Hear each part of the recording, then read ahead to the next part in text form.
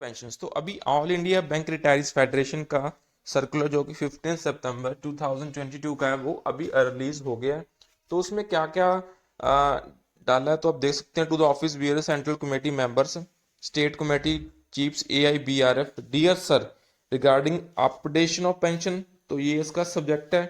And regarding affidavit filed by IBA in supreme court, as all of you are aware, SLP जो filed हुआ है by the MC by Shri MC Singla, deceased on updation, is currently pending in Supreme Court for final disposal.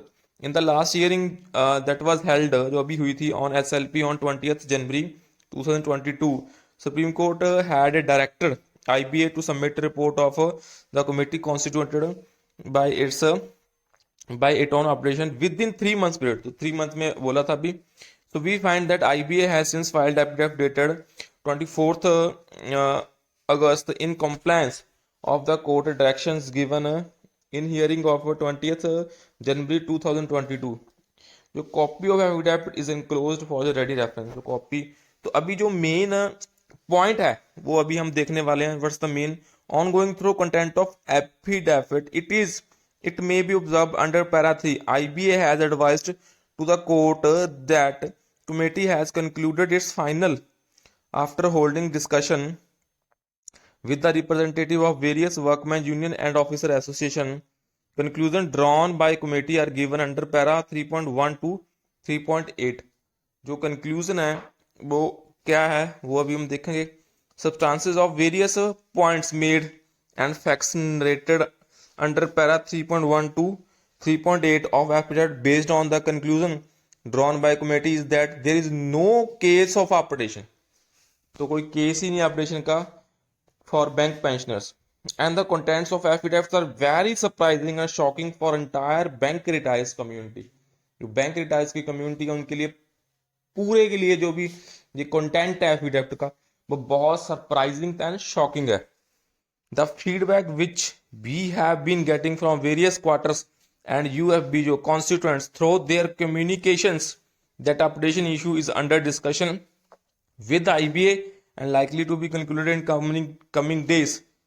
In addition to this, we were getting positive signals from the government quarters on the issue all along in last 2 to 3 years. But now IBA submitting the affidavit in the court completely rejecting the demand based on committee report and claiming that it is based on discussion held with unions has come as unbelievable surprise.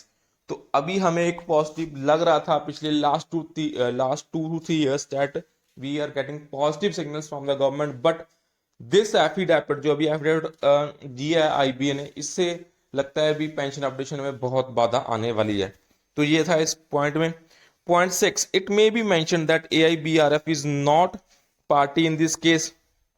AIBRF has been making all efforts at the organization level to achieve the demand, and through organization, as you know, it has moved forward and has created new optimism and enthusiasm among lakhs of bank retirees.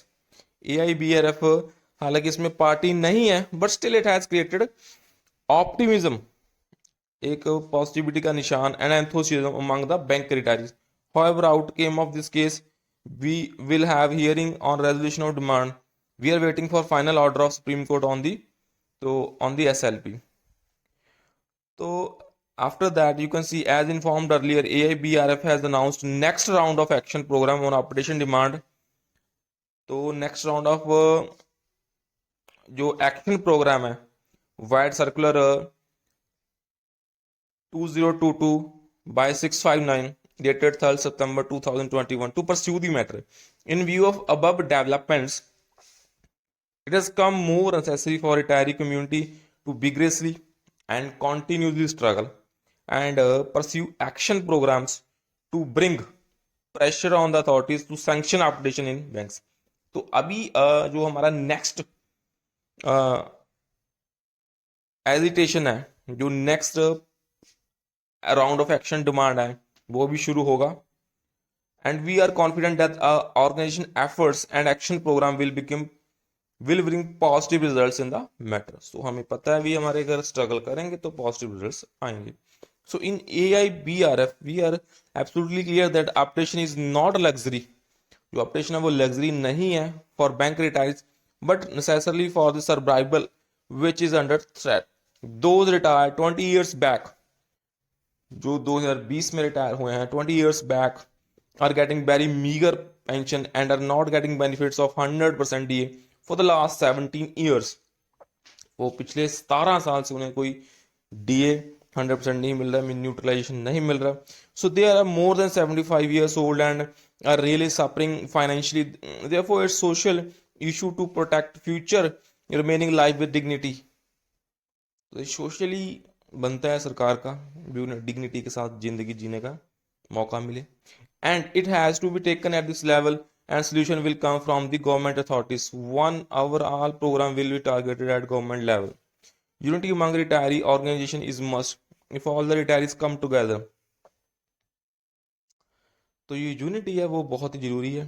It will create required pressure on the authorities to sanction updation soon. AIBRF has already made appeal to other retiree organization for launching joint action programs.